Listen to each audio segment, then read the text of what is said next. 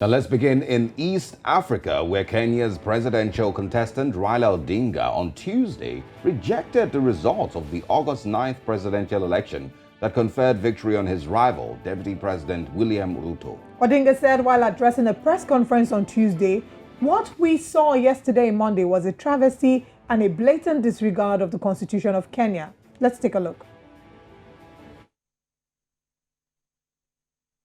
But suffice it to note that we will be pursuing all constitutional and legal options available to us.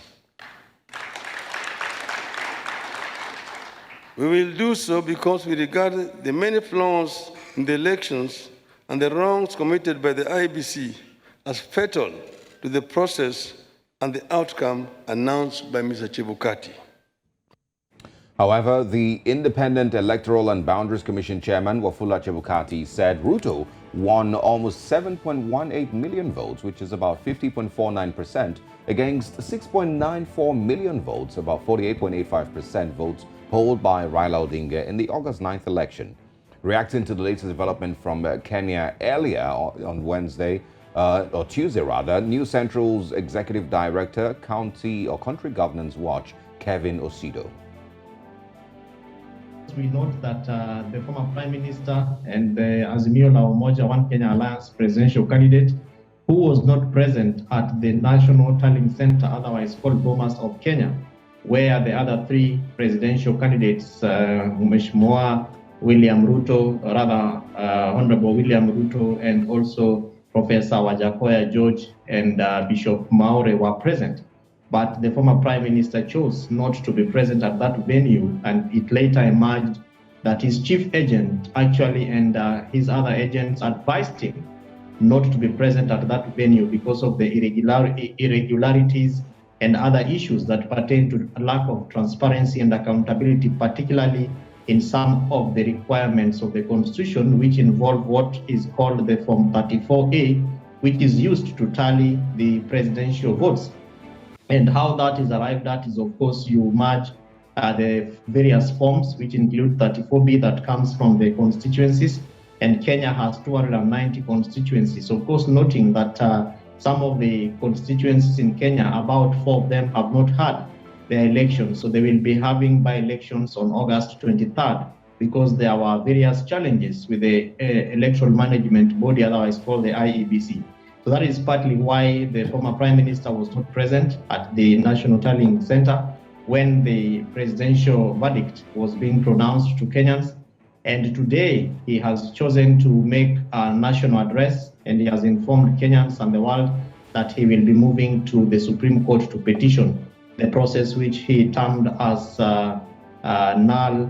rejected, null, and void. Still looking at the outcome of the Kenya presidential elections, News Central's Shewa Odushoga has more in this report. After an anxious days-long wait for the result of a hard-fought presidential election, Kenya's Electoral Commission announced Deputy President William Ruto as the winner over 5-time contender Raila Odinga. In accordance with the law, the Constitution and the law, I, Wafula Chebukati,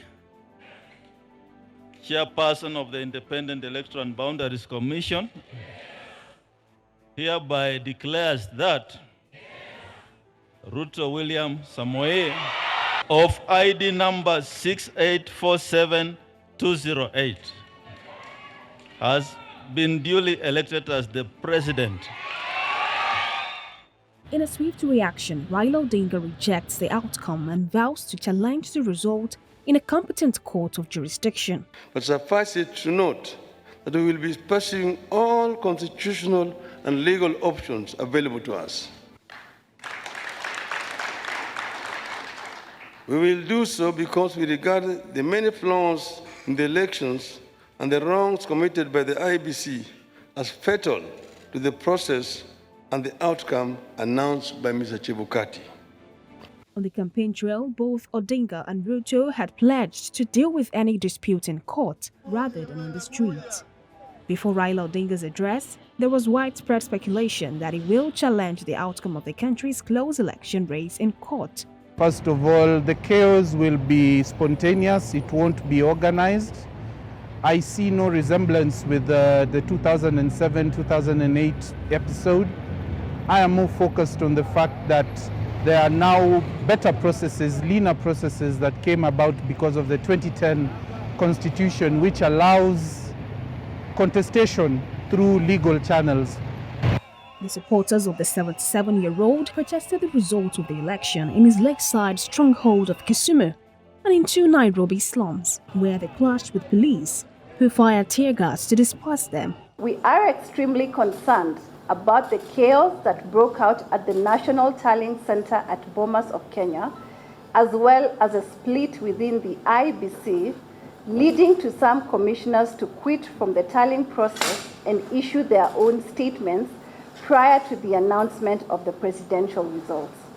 No presidential poll outcome has gone uncontested in Kenya since 2002, and a Supreme Court challenge by Odinga is now certain, with his running mate Martha Karua saying on Twitter, "It is not over till it is over."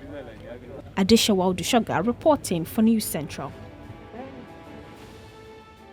That's quite interesting updates there. I mean, it's not something one is excited about. At least we are excited in some way that it hasn't gotten to a state of violence and that they're choosing to resort to the courts to be the final arbiter in this matter. But I mean, it's unfortunate. Kenya has never had an election that's gone uncontested. Yeah. You know, and I mean, you can also almost imagine that, you know, there would be some of these issues because of how tight the figures are.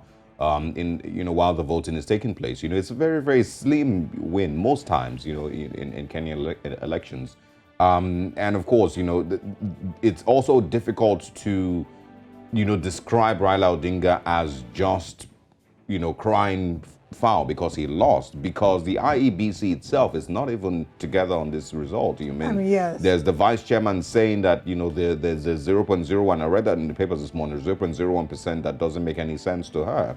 Of course, Chebukati has declared winner. The Constitution says that he can't just declare winner by himself. There has to be some of the commissioners with him. Exactly, with him. They have to be in there agreement. have also been speculations that some of the commissioners did not turn up on the day of the announcement because they had been intimidated before the election. So it's just a lot of drama that has, you know, ensued in the Kenyan elections. It's important to know that elections in Kenya have history of political crisis, with opposition often challenging the results. So it's just, we certainly will be keeping updated with this. I am just really saying that I hope that this does not lead to violence, and the sooner this is resolved, the sooner the people of Kenya can move on to other important things, because who becomes their 5th president is very key in determining a lot in the country.